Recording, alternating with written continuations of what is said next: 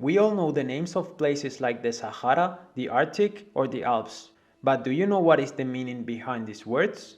Let's find out. As you know, the region around the North Pole is called the Arctic. The name comes from the Greek word arctikos, made of arctos, meaning bear, and the suffix ikos. This is either due to a constellation known as the Great Bear, which occupies a big part of the sky in the northern hemisphere, or more likely it is because of another constellation, the Little Bear, which contains the North Star or Polaris, that shows where the north is located. In opposition to the north, in the South Pole, the Antarctic gets its name from Andi Arctos, which basically means instead of or without bear. This is because it is exactly on the opposite side of where the Great Bear and the Little Bear constellations are. It is such a coincidence that actually there are no polar bears in the South Pole, only in the north. This remarkable region in Romania has a composed word from Latin that has two elements. Trans, meaning beyond, on the other side or across, and selva, meaning forest, or currently rainforest in some modern Romance languages. In Hungarian, this region was called Erdölbe and now it's called Erdeli, which also means beyond the forest. This word was later on Romanized, becoming Ultrasilvam with the same meaning, and then it finally became Transylvania. There are a few theories around the origin of the name of the Alps. It could possibly come from Celtic Alp, meaning height. Another possibility is from Latin albus, meaning white, because the mountains are always covered with snow. And the last possibility is altus, from Latin, meaning high. This region, one of the most extreme places in the world, has a few theories behind the origin of its name. It could come from two Turkic words, sea, meaning water, and bir, meaning wild and unpopulated land.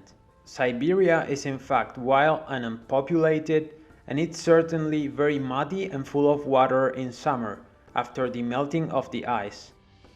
Some geographers alternatively point to a 16th century fortress town known as Ibis Sibir, the name of which was eventually reapplied to larger areas, and now it refers to the whole region.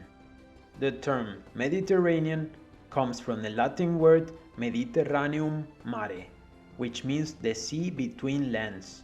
The Mediterranean is in fact in between Europe, Africa, and Asia, and was and still is home to countless different cultures. The word in Latin is composed of medius, in between or central, terra, meaning land, and the suffix aneus. The origin of the word for Greenland is supposed to come from Scandinavian settlers. When Eric the Red was expelled from Iceland for murder, he set out to find a new land that was rumored to be northwest. Upon arrival there, he named the land Gerfenland, Greenland, probably to attract more people to settle there. Another reason could be that the south of Greenland is actually really green in the summer. When the Spanish settlers first arrived to La Española, a tribe called Taínos were at war with another tribe that they called Caribes. Caribe for them meant something like brave or strong, in opposition to Taíno, which meant something like kind. The word Caribe is still used in some expressions today in this region, still meaning strong. In Arabic, the Sahara is called Al-Sahra, or the Great Desert. The Arabic word Sahra simply means desert, and its plural form, Sahara, is where the northern African desert got its name in Western languages. The word Sahra shares its roots with the Arabic word ashar, which basically translates to desert-like, and specifically connotes the yellowish-red color of this desert.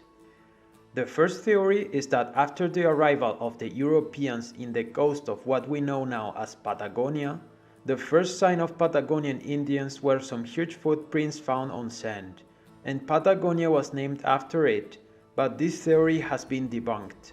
The truth seems to be that the Spanish were impressed by the height of the Tehuelche people and they named them after Patagonia, a giant from a novel called Prima León, which was very popular at the time in Europe.